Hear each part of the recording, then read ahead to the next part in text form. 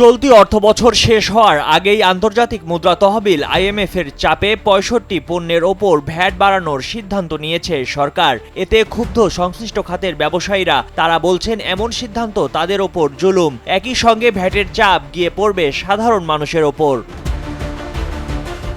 সরকার কিছুদিনের মধ্যেই ওষুধ, গুঁড়াদুধ, LP gas, cigarette, tissue paper, detergent powder, মিষ্টি সহ ৬৫ পণ্যের ওপর ভ্যাট বাড়ানোর উদ্যোগ নিয়েছে। শুধু তাই নয়, মোবাইলে কথা বলা, ইন্টারনেট ব্যবহারেও ভ্যাট বাড়ানো হবে। নতুন ভ্যাট আরোপের বিষয়টি উপদেষ্টা পরিষদে অনুমোদন হয়েছে। দ্রুতই প্রজ্ঞাপন জারি হবে বলে জানা গেছে।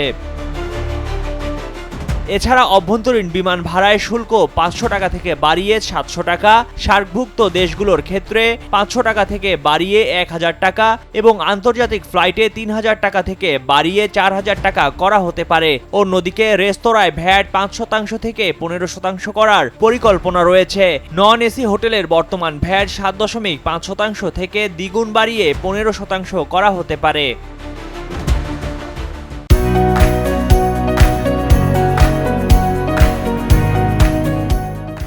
পোশাক বিক্রির শোরুমগুলোতে বিলের ওপর ৭.৫% থেকে বাড়িয়ে ১৫% করার উদ্যোগ নেওয়া হয়েছে। মিষ্টিতেও ৭ থেকে বাড়িয়ে ১৫% করার উদ্যোগ নেওয়া হয়েছে।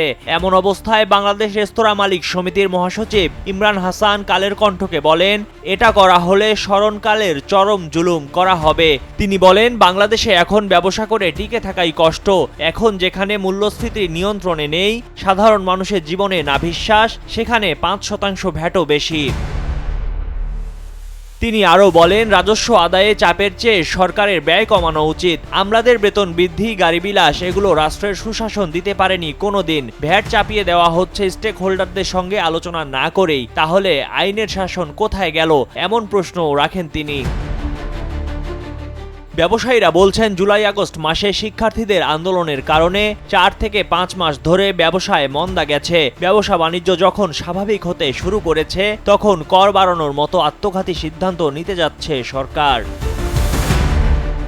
বাংলাদেশ পর্যটন শিল্পের শীর্ষ সংগঠন ট্যুর অপারেটরস অ্যাসোসিয়েশন অব বাংলাদেশের সাবেক সভাপতি শিবলুল আজম কোরেশি কালের কণ্ঠকে বলেন, বিমানের ভাড়া বাড়লে এটা স্বাভাবিকভাবেই ট্যুরিজম খাতে প্রতিবন্ধকতা সৃষ্টি করবে।